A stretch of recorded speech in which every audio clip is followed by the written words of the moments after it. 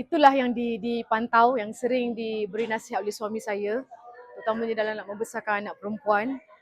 Dia memang sangat menitik beratkan bab keselamatan dan sebagainya. Saya sendiri pun dah terbiasa dengan nasihat suami.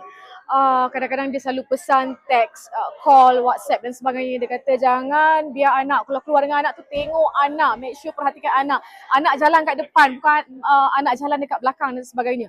So kadang-kadang benda tu dah jadi habit kita tau. Kalau kita dah biasakan, bila saya keluar dengan anak-anak saya akan make sure memang saya tak tengok phone langsung.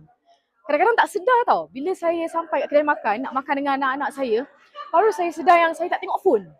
Bila dah duduk tu, buka handbag dan sebagainya, oh okey, baru baca WhatsApp, mungkin mesej dan sebagainya, nak reply bab kerja dan sebagainya. Waktu tu lah, waktu duduk makan tu, saya make sure anak-anak saya ada dengan saya.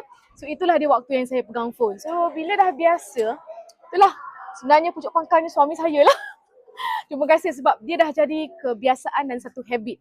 Bila kita biasakan, bab kita nak pantau anak-anak kita, bab keselamatan anak kita, itu yang memang menjadi keutamaan lah. Itu yang saya praktikkan.